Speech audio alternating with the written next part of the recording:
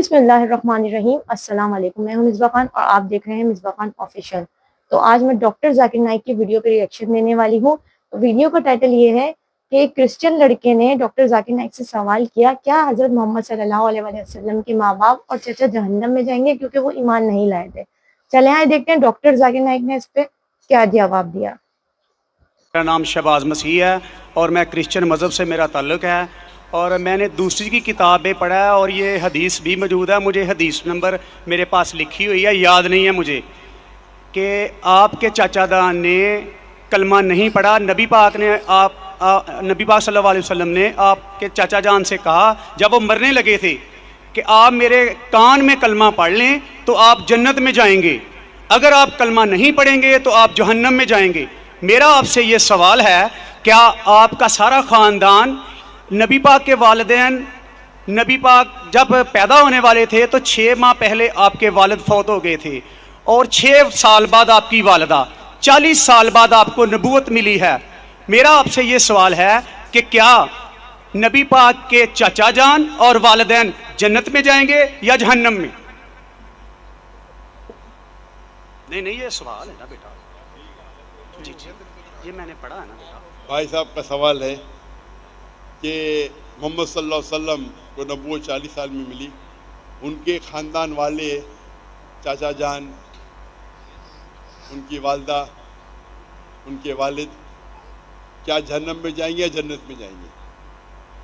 जो तहकीक करने के बाद हमें पता लगता है, उनके ख़ानदान वाले कोई भी हो, चाहे वालिद हो, वालदा हो, चाचा हो, चाची हो, बहन हो, भाई हो, अगर तौहीद पे है और शिर्क नहीं करते तो इंशाअल्लाह वो जन्नत में जाएंगे।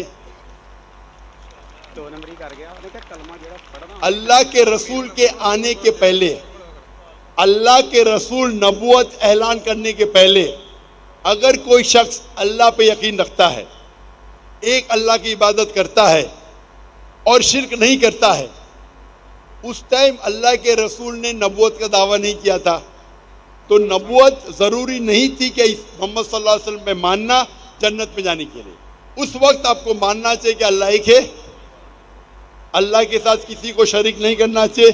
उस वक्त के पैगंबर, अगर वो दौर था ईसा अलैहिस्सलाम का, तो आपको मानना चाहिए ईसा अलैहिस्सलाम पैगंबर है।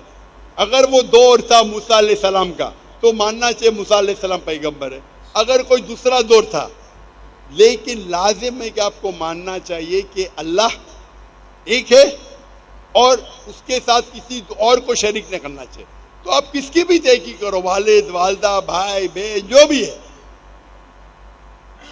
आपने जो जिक्र किया, तो अगर उनके रिश्तेदार, चाहे वालिद हो या वालदा, चाहे भाई हो या बहन, चाहे चाचा हो, चाची, कोई भी हो, अगर शिर्क करते हैं, एक अल्लाह की इबादत नहीं करते, तो वो जन्नत में नहीं जाएंगे, जहन्नम में जाएंगे। आपने जो कहा, एक हदीस का जिक्र किया, आपको हवाला नहीं पता था, क्या उनके चचा, आप सही फरमाते, उनके चचा अबू तालिब,